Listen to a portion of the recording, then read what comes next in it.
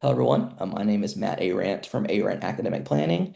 I am an internet independent educational consultant, IEC for short, whose primary specializes in Division III Ivy and Patriot League athletic recruitment, but also boarding school admission.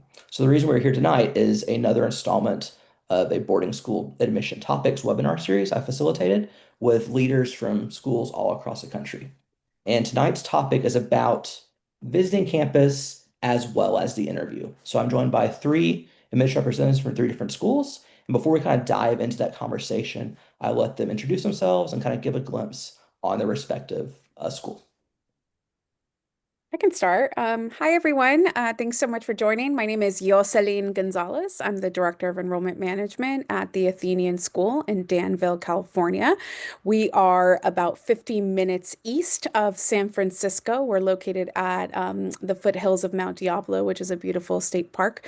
We are a 6th through 12th school with a small boarding program, and we are experiential in nature, and we follow the ideals, which are our pillars.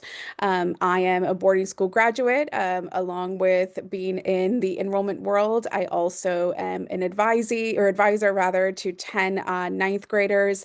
And then I also have the gift of being a dorm parent, if you will, and spending a lot of time with our residential students as well. So boarding school, independent school has been a part of my adult life and as a young person, and it is something that has been transformative.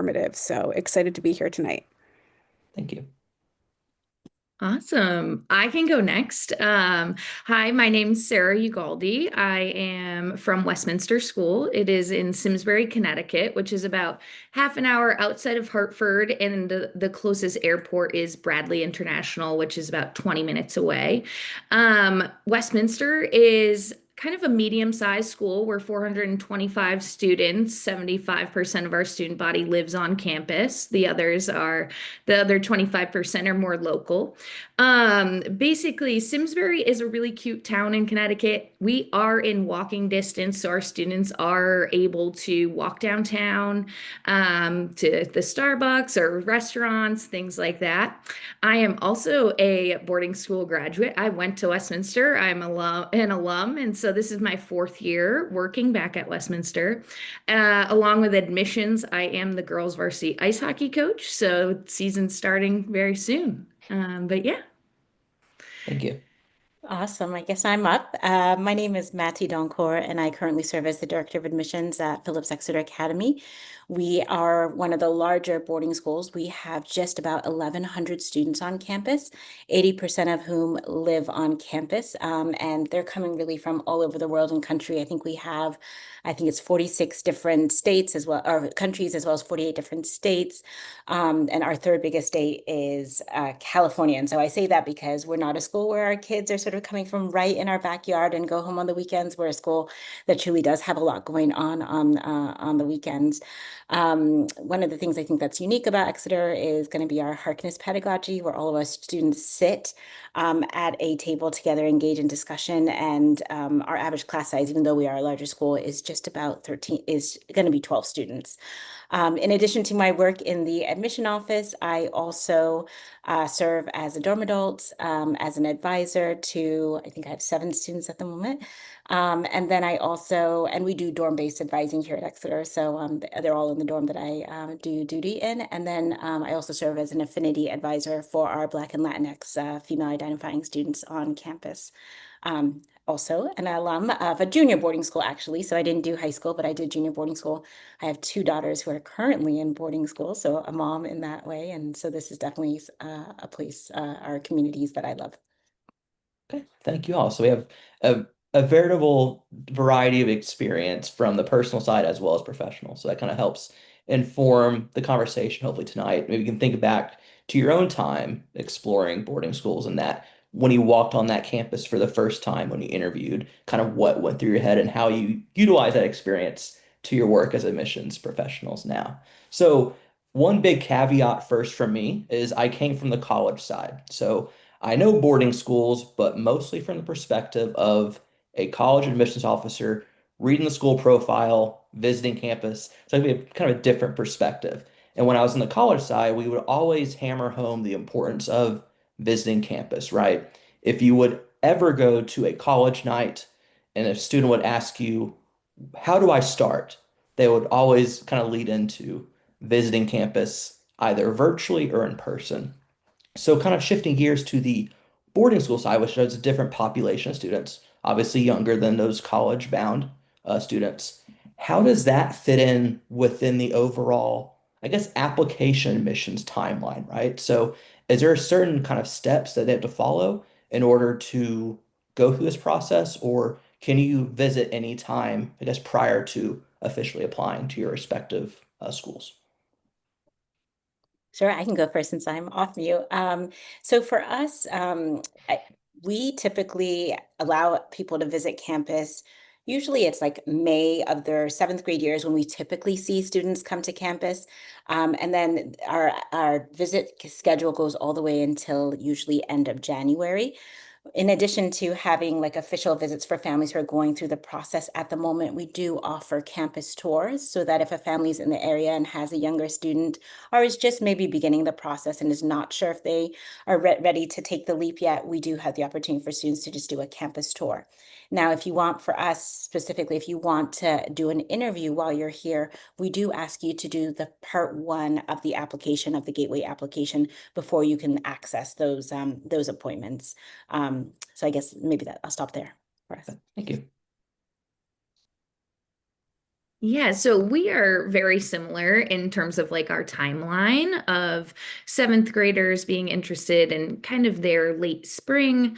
In the spring, we do offer some open house options, some more laid back opportunities, different than an official visit with your interview and tour on campus. So those are more opportunities to get on campus, see, ask some questions and kind of get started in the process. And then we are open over the summer for students who want to stop in, but we highly recommend coming when our students are on campus. It's a different feel, walking around and seeing our students in classes. So the majority of our visits, tours, and interviews are from the fall through January as well. And so that with a tour, you typically are doing your interview in person on campus, which is I would recommend doing.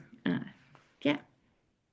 I can't agree more with what was just said. I think I'll add for us, we have a lot of a variety of events. We have our harvest party coming up this weekend, which is open to the community. And so, again, we're a 6th through 12th school. And so oftentimes we'll have fourth graders, who are interested in looking at our middle school, or certainly seventh graders who are thinking about just the year ahead.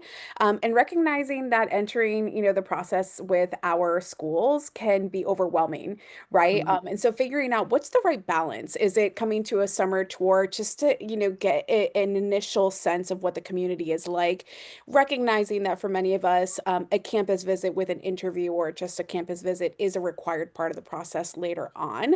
But that on-ramp can feel a little bit gentler if you are, doing your research and finding maybe there's some public events like the play or, like I said, the harvest party or coming to a game, right?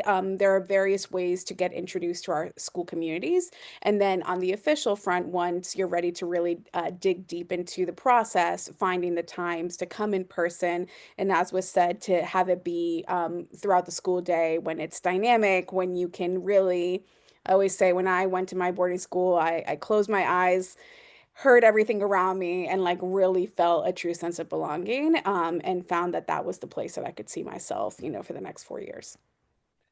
So we kind of talked about there different types of visits, like the quote unquote official versus unofficial. Especially if you're local, you can kind of just see the campus from a distance, right? So maybe can one of you kind of walk us through what's the, I guess, typical unofficial visit? Like you mentioned about there are like not external events, those non-admissions events that you can take advantage of while on campus. So you can, like you mentioned, go to a ball game, go to a play, explore the campus. So that quote unquote unofficial visit, what would be kind of the typical, I guess, recommendations you would have for those families to if they wanted to pick that option? Like, what would you encourage them to do if they didn't have that quote unquote official visit? Does that make sense? I would say on our end, we don't do a lot of like open houses, but we do definitely, especially if you're sort of in the area, offer the opportunity for a family to come and see plays, to join our concerts. But we also do live stream a lot of those things too. So, and this is probably one of the, I guess, benefits that did happen out of the pandemic is a lot of these things are live streamed, so parents are able to enjoy this, but also it now means that our prospective families can participate virtually as well. And then for us, community service or non-civi is one of our core values. And so that means not for oneself. And so we have over 40 community service clubs on campus that are constantly inviting elementary, middle school kids to campus. And so that's another way that a lot of kids sort of in the area might get on campus.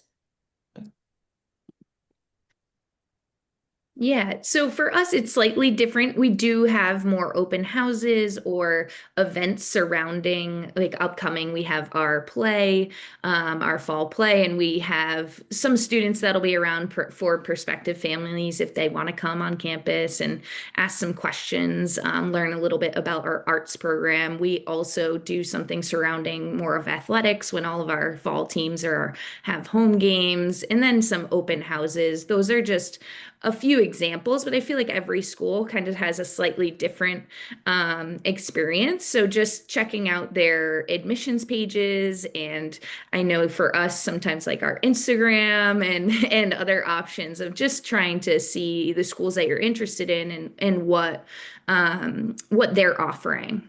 Mhm. I think I And would I guess, add there's oh sorry. no, no, please. There's a beauty of being in the sort of the exploration stage of considering schools in this age, not in the dinosaur age when I applied to schools, where there wasn't social media, there wasn't these webinars. I think there's so, and at times it can feel again like there's way too many streams of information Hmm. or resources out there.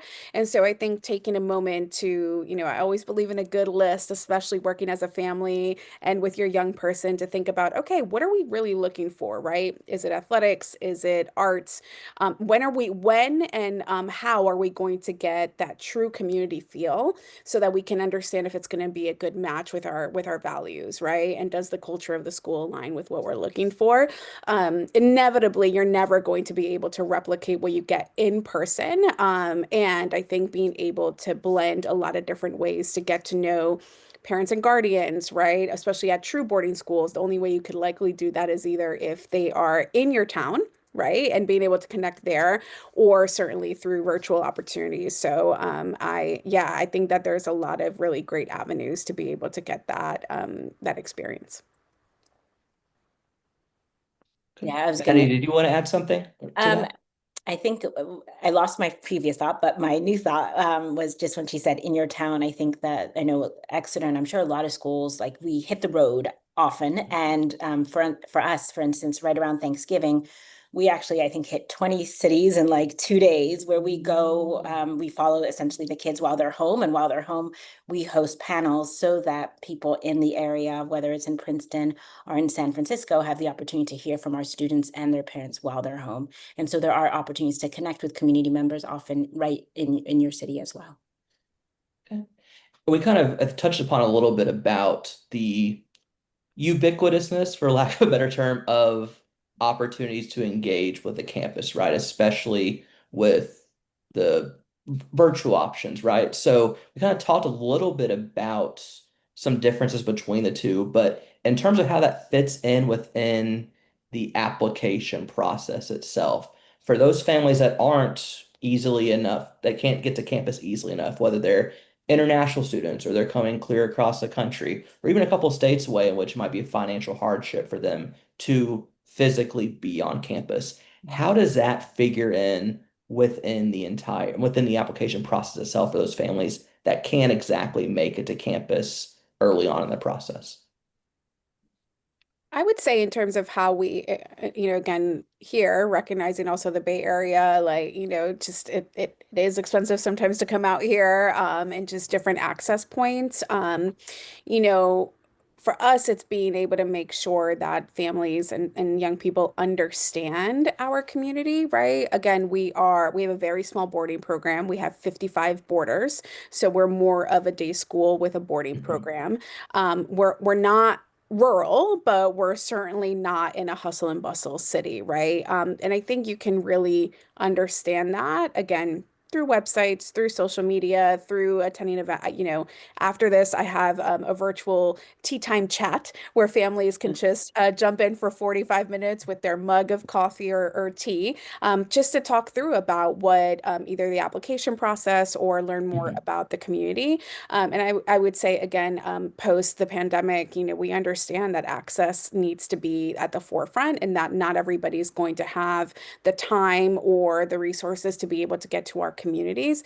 I would say from our end, it's just most important that we have a good sense of a family's understanding of who we are so that we can assess if they're a right match academically, socially, etc., because we want to make sure that the young people that we bring here are set up for success in all sense of the word, right? And so while of course it's really important for them to be able to come to visit campus, I think that there's other avenues that can be put into place. But most importantly, we just need to get a good sense that they understand who we are. And it's not all three of us have very similar things, but we're also very, very different, right? Mm. And so taking the time to do that is important. Which is why I invited y'all specifically for this Mhm. discussion. Kind of have the differences, but at the same time, there are some common threads to pull on there. I guess the only thing I would add is that there are some schools that do like fly-in programs. So that might be an option depending on which schools you're looking at. Socioeconomic diversity is important at all of our schools. And of course, different schools have different levels of resources to be able to do that. But there are some schools that have fly-in programs either during the recruitment, sort of the exploration phase, or potentially after a student is admitted, to invite you to during our yield stage. So sort of right after decisions come out March 10th through April 10th, sort of in the New England area. I'm not sure out in California, but we do have opportunities for students to get support to come to campus. But also, this is one of the reasons I think many of our schools also offer virtual interviews, and we have alumni as well as faculty who help us with our virtual interviews. Yeah, I mean, only to I agree with everything. I think that we already kind of touched on the resources, the virtual resources and websites and just the access to see things through whether it's social media or our websites, but taking tours on and watching those or I know that we do live stream certain events and I know that I'm sure your schools do as well. So just taking advantage of those, but also the virtual interview many schools do offer and asking a lot of questions during that. It might look different each school, but just meeting somebody on campus and kind of hearing a little bit more. Yeah. So going back kind of to my time in college admissions where like the area, it's like real estate, right? Location, location, location. So I worked at Franklin and Marshall and we were located in Lancaster, Pennsylvania. And I couldn't tell you how many times I hammered that point across to families, students, whether it's at college fairs or college nights and all that fun stuff, or open houses, yield events, all that. So, in y'all's kind of perspective, how do you approach your geographic location in relation to your overall pitch to students and families that are looking at your schools? I can start. So we're located, I forgot to mention that. So we are located in Exeter, New Hampshire, which is just about 45 minutes north of Boston, our Logan Airport. And so just in terms of understanding, like we do have transportation at the beginning and end of each break to get kids to campus. We also have buses that take kids down to New York City as well. And so just know that I think quite a few schools do support families with that. But I definitely did not know sort of how incredible the Seacoast coast area of Exeter, of New Hampshire is. And so we are just like 15 minutes away from the ocean. And so we actually have a surf club that actually goes surfing year round, which I think is pretty incredible because sometimes it's too cold for me in the summer. But we do have kids that get out there and surf. And definitely when we have beautiful days, you'll see kids who get out that way. But also within walking distance for us, we have just the cutest little New England town that has about 30 different stores. So some really fun like pizza, a Mexican spot called Las Olas that the kids absolutely love. But there's also like pharmacies within walking distance. There's a bowling alley, a burger spot. So our kids, and we're not a school that kids have to sign off or sign out every single time they're leaving campus. And so you'll see during the middle of the day when a kid has a break, they'll go down and study maybe in like the smoothie shop downtown. And so when people come, they really do love the community and the space that we have close by. And I should say there's a train. So when you get older, if your parents give you permission, you can get into Boston, which kids do Yeah, I was for going to ask about the train special access. things. Me Yeah, being in like Texas, that's a utopian idea. Even though I worked in the Northeast, like down here, they don't know what a train is besides just carrying freight around. So awesome. We're a little bit different. I mean, again, we're at the foothills of a state park, but we're within reach of so many different either suburban areas and certainly, cities, Oakland, San Jose, San Francisco, etc. But unlike, both Sarah and Matty, we do not have like a walkable town for our students to go into, again, because we're like on a mountain. But we do have a wonderful Res Life team who brings students. They'll do shuttles to like Target or to the grocery store or to get boba or something like that, even throughout the week. And then on the weekends, our students can sign out. We use an app. I don't know if you all use Reach, but we use Reach. And so parents and guardians will set permissions in terms of you can Uber or you can take the BART or you can go off campus with said person's family, etc. And that gives students a little bit more freedom in terms of where they can go to. Also, if there's a sport that we might not offer, they are able to go off campus either with a day student's family or through one of our, again, assistant dorm heads or on their own to get to their stable or to go sailing or something like that. So there's a lot of variety that happens on the weekends, like going to the Giants game or like something like that. There's always things to do. And where I went to high school, there was a beautiful like town you could walk into within 5 minutes. And so I think there's a lot of variety of walkability and communities that, our different schools offer, and then some where you just got to take that extra step in transportation. it also makes sense for your school because it's predominantly Right. day students, right? Which Right. means your boarders, they have a lot of options to choose from Yes, to kind of tag along with those quote unquote local families too. So exactly. they're not completely isolated because they have a lot of those local students they can and their families to help them out if they need assistance. Absolutely. Yeah, so as mentioned, I mean, we're in a walkable we're in a walkable distance, which is really nice for our students. I do think that there is a wide range in the New England boarding school Mhm. locations. And so it is something that we do talk about because we're really lucky to be within kind of a half-mile walk to downtown to restaurants and coffee, a small grocery store, a pharmacy, things like that. But we also have shuttles that go into West Hartford is kind of close to us, which is a spot with a lot, even more opportunity for shopping or eating out, things like that. So it's important to us. It's a little different from college where because I think there's a little less flexibility at times. There's a little bit more structure for students and leaving campus. We also have the app Reach. And so but it is nice having some local spots and being close to an airport, especially for families that are further away. Okay. Can I just say, just like maybe on the flip, like, because yes, we do have a lot within walking distance, but we're also like, I heard both Sarah and Jocelyn talk about like going off campus for activities. And given our size, that's not going to be like, we're not a school that takes kids off to the mall or takes kids off to a Chick-fil-A run. Really, we're a school that tries to make sure that the activities are here on campus, because with 850 kids, it's just not practical.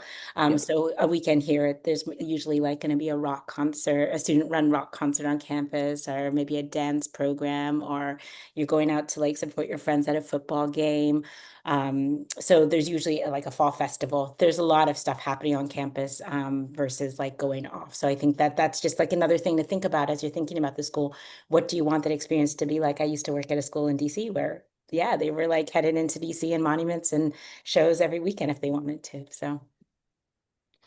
So now let's kind of shift gears to the interview, right? So once again, kind of couching my perspective of the college side, interview is often almost always misunderstood in terms of its use within the application process. Is it informative versus evaluative? Like, are they trying to trip you up? Is it being done by alumni or the VP or just some random person that has some ancillary connection to the school, right? So, in y'all's guess perspective, I've seen on various websites of schools how this is a very important part of the process. So I was wondering if you kind of walk us through what that looks like, and then in terms of the student side of it, as well as the parent guardian. Are there separate interviews? Is everyone being interviewed as a family? Because obviously the age is much different than a high school junior, senior going through the process. So you kind of walk us through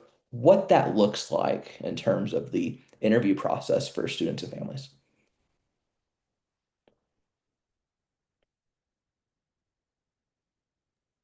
I can go first. So we do offer a range. We can, officers might interview on the road while we're traveling. We interview here on campus, and then we do interview online as well. But in addition to our team, we do have both alumni as well as faculty who are trained and work with us as well. Our interview process, we're 100%, we want to get to know you. It's a conversation. We're excited to learn what you're curious about, also how you want to grow during your time here. But also as a school, a few years ago, we did go through a process of creating a more structured interview where we interviewed actually our faculty to see what are sort of like the three most qualities we feel like every Exonian should come here with. And so that for us has also helped us make sure that we're eliminating bias as much as possible in our interview process, whether you're interviewing with an alum or an officer, that we are looking for sort of those same three qualities as we go through the process. But again, overall, it's a conversation, but those three qualities are things that are important to us as we are engaging with families.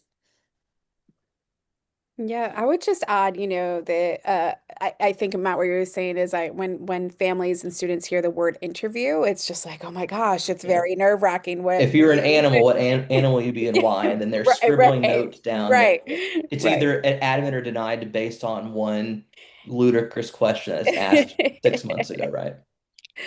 I think for me, like the interview or the conversation, it's just that, right? It's an opportunity to engage mutually, because just as much as, if you want to continue to use the word interview, we're interviewing the family and the student, they're interviewing us again, just to really continue to think about, like, is it going to be in alignment with what we're looking for? Is it going to be a good match?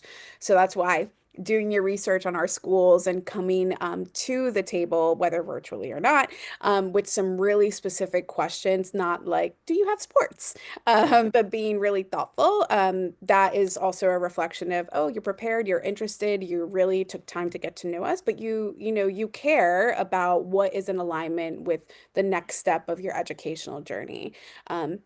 We moved to all virtual interviews because, again, of access and creating just at least a little bit of consistency. And we're a small team too. And in this year, which, I know there's some schools in this area at least that are exploring doing asynchronous virtual interviews. And so you see me asking a question, but it's not sort of live, and you get a time to prepare and record the answer, and and can be done at any point, right? There's not, again, I think in the spirit of keeping the onus of this process as low as possible, creating different pathways so that people can access different steps of the process when it's most convenient for them. But I know I love a good in-person interview. And that is definitely, especially after a tour. But again, just trying to see different things that would be, convenient and of comfort for a lot of different people. Can't believe Especially after a tour, right? You have a natural kind of segue. You've seen everything. Hopefully, there's ideas bouncing around their little heads about, oh, here's what I want to ask them after when we sit down. So that's a natural kind of segue from one event to the other. I was just going to say, I can't believe I forgot that we started asynchronous interviews last year too. So this is our second cycle of offering that for families. And I guess a part of your question was also like, is that family like interviewing together? And so I just Mhm. wanted to share that we typically do meet one-on-one with students so that they can get their questions answered and we get to learn a little bit more about them. And then some schools will have specific questions for the parents when switch, and others it's really an opportunity for the parents to ask more questions of the admission officer. And so just highlighting that might be different at schools too. Yeah, for us, our visit is on campus would be an experience of going out on tour, and we have our students give our tours. We actually we separate our parents and students on the tour, so we have two different guides that take them around campus. They see all the same things, but kind of get two perspectives of our current students. And we're lucky to have a lot of students offering and volunteering to give tours, and then we meet one-on-one in person with the student, the prospective student. And then we do meet with the parents after, more of an overview of what we talked about and seeing if they have some questions that weren't answered on their tour or just clarification, things like that. So that's kind of what our experience is. We only have our admissions officers typically interview. We're an office of 11, so we do that. And we also offer our virtual Zoom interviews as well. We have not started asynchronous interviewing, but I'm intrigued to hear a little bit more about that and talk to my office a little bit now hearing you guys talk about it. But yeah. Okay. So one final question for me before we kind of wrap things up with some advice for our students and families on this call. So thinking about after the good news has been delivered, they've been admitted to the school and what's next, right? So in college, it's yield season. It's the best time in the world for the families, but it can be the most nerve-wracking time for the colleges, right? Because they're trying to morph those admits into enrollments, right? So I was wondering for y'all, how do you utilize the campus visit post admission decision in terms of is it on campus? Do you have maybe parent program? Like how do you utilize the campus event itself within the overall yield process for your respective schools? So I can go first this time. We have admitted students days. We're small enough that we are able to do that. We have 3 different days, and we kind of cap it at a certain number. So because we have our prospective students that have been admitted pair up with our current student and go to a couple classes to really experience that. So that is something that we do, which is nice because of our size and for students to really get on campus and be in a classroom and see what a day would look like for them. I feel like a lot of schools do different things. So just uh, interested to hear a couple, you guys talk about what you guys do. So for us, our boarding decisions go out in alignment with everyone else in the beginning of March, but our decision date is actually not a month. It's much sooner. Actually, our day student turnaround time is 10 days or a week rather. And so we have a small window of time for students to come and visit campus. And we'll have official revisit days that actually overlap with our March term. So we don't have our traditional class classes happening. We have sort of our signature program with experiential education happening, whether it's interim or J-term, some schools call it that. And so it's a unique opportunity to see, the learn on aspect of Athenian that goes beyond just, the traditional math classroom or history classroom. And we also have neighborhood socials that happen where we go in back into the communities and connect admitted families with our current families so that they understand what it's like to be a part of the community. Again, if they're commuting or if they are boarding, right? What does that experience look like? And and again, we'll bring them on to our athletics night or our arts night or something like that, again, just to get a little bit beyond sort of the academic day, but what it means to be a whole part of a community. We're not too dissimilar. We have 4 revisit days that happen between usually April 1st and sort of April 10th, just because as soon as decisions go out, we do go on spring break. So a lot of our opportunities to connect with families sort of early on tend to be virtual, just as a way to be able to continue to share information. Within our like revisit day programs, we do, as I mentioned earlier, have an opportunity for families who were not able to get to campus and financial resources might be limited. We do have an opportunity for them to come to campus and have some programming that we feel like could be helpful. And our days typically, yes, you're matched up with a student, you get to visit classes. And for the parents, we have a series of sort of panel discussions where they can learn a little bit more about the academics, about, safety on campus, about some of the different resources and supports. And we do have a lunch where they're able to connect with some of our current parents as well. Maddie, I think you mentioned at the beginning of our conversation fly-ins for those looking at schools. I know some colleges, I mean, I don't know if boarding schools are any different, that they have like admitted student fly-in programs. Is that a reality or something that's more aligned with the pre, I guess, admission process? Yeah, for us, our bigger, we do have 2. We have one that's pre-admission process, I guess, decision time, and then we have one that's post-decision time. But the larger one is the post-decision time for us to get those kiddos to campus and for them to connect with other kiddos that have also been admitted and might be classmates. I guess just earlier you said just how like this sort of period is like a little like we work so hard in this process to work and hopefully yield students. And it reminds me that I think so often I think families approach this process thinking that the power is in our hands. And honestly, like there's 2 major points in this process where the power is in the family's hands. You really have a lot of agency to visit these schools, to get to know these schools, to connect with community members, to decide even where you want to apply to.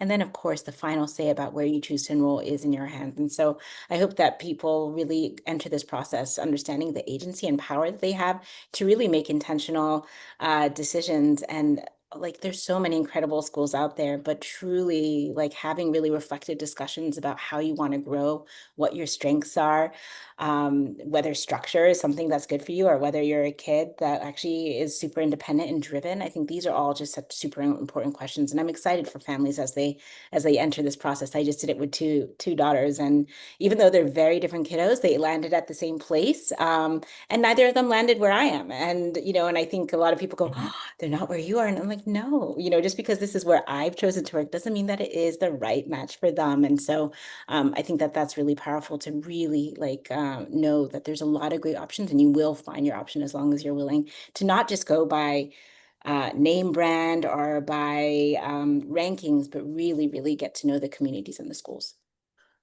So if you don't mind, I'll kind of use that as your piece of advice to students and families if that works. So for Sarah and Yoselin, do you have any kind of tidbits for those folks viewing this right now, whether they are a student or parent, kind of grasping with, do I even want to go to boarding school? Like going back to me being from Texas, when you heard boarding school, it was we were going to ship you off there. It was a punishment, right? It was like a military kind of military school or boarding school. We know that's not the case, but what advice do you have for those students who are even considering the process at all? How do you, I guess, advise them on going through that process themselves?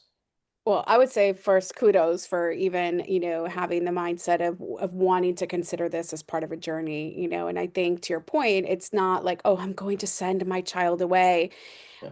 I actually encourage the adults who are watching this to think about it like, oh my gosh, the gift that I'm going to give my child, to be able to be in a space where they're surrounded by, students from all walks of life, all parts of the world and the country. And I'm not going to have to be driving an hour to practice. Mhm. Right? That it's really a one-stop shop. And more than anything, the incredible adults that they're going to have the experience with that care deeply, right? That will have dinner with them, that will really be part of those truly developmental years. And I also want to name that, we can't do this without the partnership of parent and guardians, right? Obviously, in boarding schools, we physically have them here, but it has to be a partnership and it has to be a teamwork, right? Effort. And so, I think, just in initially entering the process of considering boarding schools with that mindset of like, oh my gosh, this is a gift. And now look at all these different communities and what they have to offer and what aligns with us.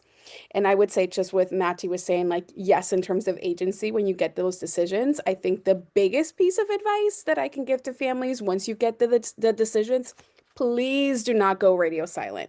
Please, please, please. If you have made your decision of, you know what? Athenian was fantastic, but I think we're going to go somewhere else. Like, it's okay, right? Please let us know as soon as you know, or if you have any questions, because of course, we're all in a great position that there is a lot of other families, right, that are also hoping for that opportunity. So I would just say, in terms of like the final stages of the process, just don't go radio silent. And then remember that from 4 years from then, when you do the same for colleges, right? We want to hear from you, even if it's bad news, because Yes, nothing irritated me personally more than I knew the kid wasn't coming, but right. I still had to send them stuff because they never told me no. So Exactly right. you just thinking, forecasting several years from now, use that advice for the college search process too. Just wanted to add that. Sure. Yeah, I think my advice is similar to you guys. And I would just say find your fit. Like we've talked about, there's so many amazing schools out there, whether it's boarding, day, and across in different areas of the country. So I think it's really important for families to do some research, get on campus if you can, but find what aligns with what you're looking for and what you want out of your experience. These places will provide some amazing opportunities, and challenge your children, but also provide a lot of support. So with that challenge, providing a lot of amazing faculty and people surrounding them. So there are a lot of amazing options. So get out there and find the school that is right for you, and not just the one that you've heard is amazing, but actually do some looking and find your fit.